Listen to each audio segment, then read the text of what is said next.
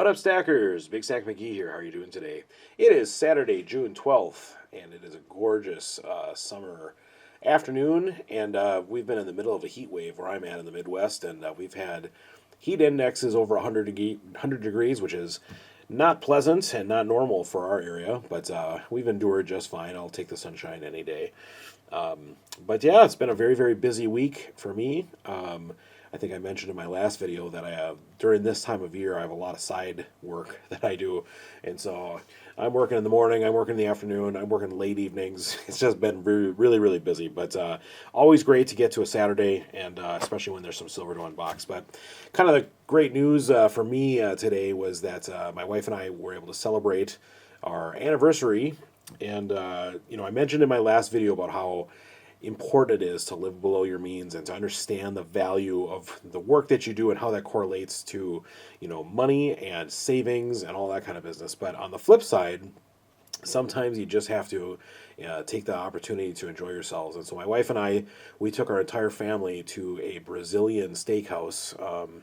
And around our area, we have a place called Fogo de Chao, and it is fantastic food. It's one of those all-you-can-eat kind of places where they have these gauchos that take these spears of meat and walk around, and if you have a little red and green indicator, if it's green, they stop by and ask if you want some, and they carve some up, and you take it off into your plate, and of course, just amazing. And so we had never taken our kids to really a fine dining kind of place, and it was an expensive meal, and it was certainly worth it for us to celebrate and to kind of show our kids maybe just kind of what it's like to have the kind of protocol and manners and all that kind of stuff. But it was fantastic, and so it's just that's the other side of living below your means, is that when you need to and want to, you have the capabilities of enjoying that kind of stuff. So that was pretty darn cool. But at any rate, we're here to take a look at see what the silver is here that I picked up. So I've been looking forward to this. I'm going to tear in, and then we'll take a closer look.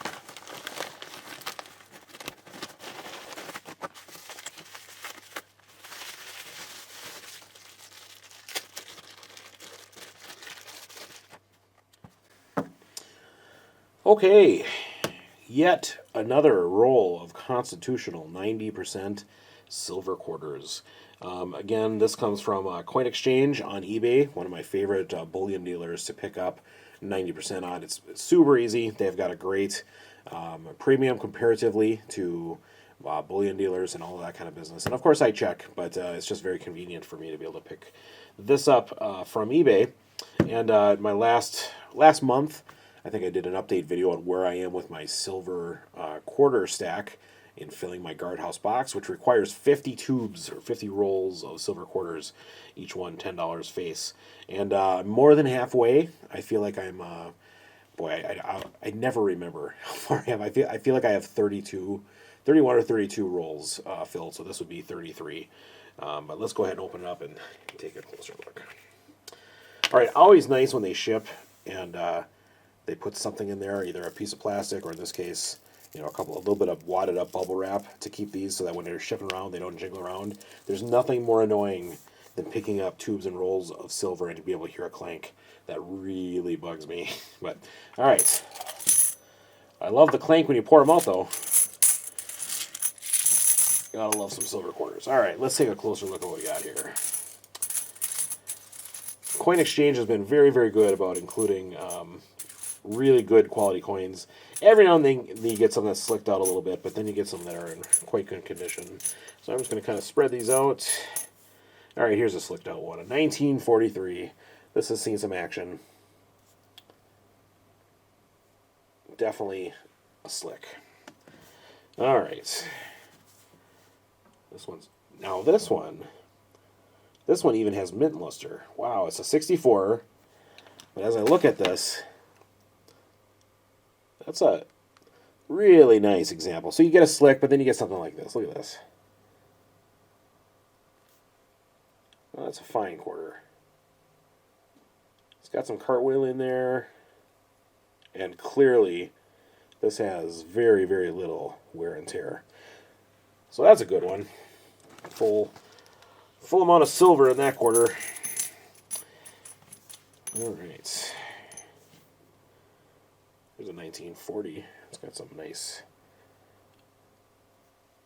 Sometimes, like the bust of Washington there stands out a little bit more in high relief because of the grime. It stands out just a little bit. 1940 silver quarter. There's a 42. The 64s are always seem like they are in good condition. Oh, here's another select. Here's a 45. Celebrating the end of World War II. 1945. There's another nice 64.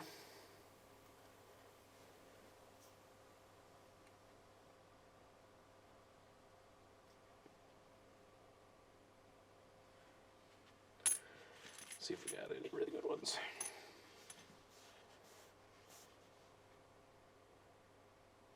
Here's a nice 1950.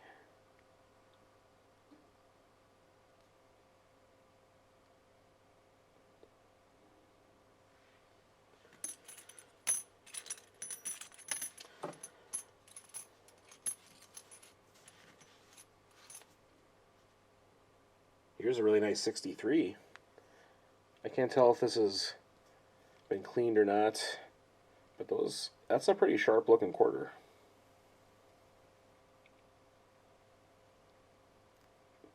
That's really shiny. I'll have to take a closer look at that later.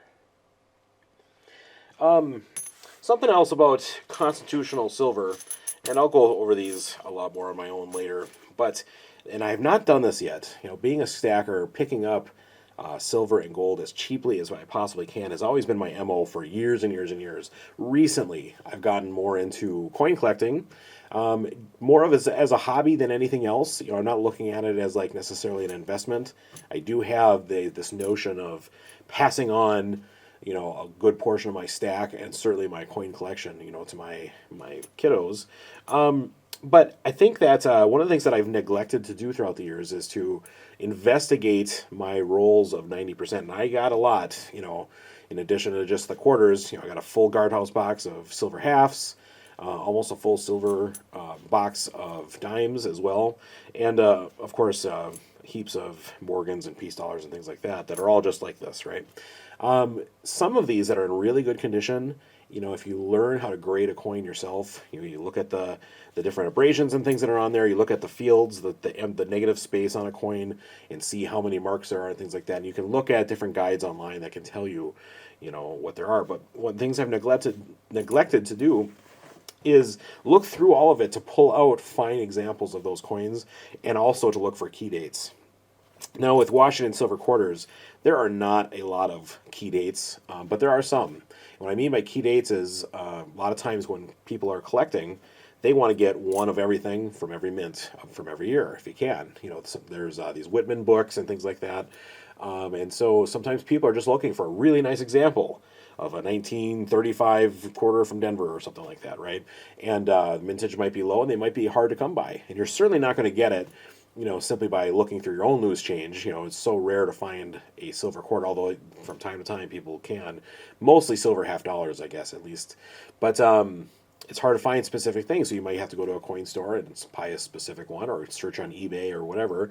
Or you can go out to different groups on social media where other collectors are there. And one of the things I've discovered is that you can have pretty good, we'll call it flipping if you want, but if you can find good examples of coins that other people are looking for, it's a really good place, especially on social media and forums and things like that, to be able to have, a win-win. Someone's able to pick up a coin that they've been looking for, and you're able to take something that you bought perhaps for a small premium over spot price and get more money to throw back into your stack and everything like that. So just something to be thinking about, and it's something that I guarantee you that I will be doing most likely on my other channel, Big Stack Numismatics. In fact, I'll put a little card up here in the upper hand corner. If you want to go check that out, I'm going to be doing a video right after this, and I'm going to be investigating some early United States commemoratives. In fact, I have a really good example of the only quarter that was commemorative, and that's the Queen Isabella quarter. So if you were interested in that at all, please go check that out. But other than that, I hope that everyone had a fine day. And again, it was a beautiful sunny day, awesome to celebrate my anniversary with my wife and with bringing the kids along to some fancy restaurant. It's just we're living the big, beautiful Big Stack life here. So hope everyone is feeling the same, and have a great rest of your weekend. Okay, this is Big Stack. Take care.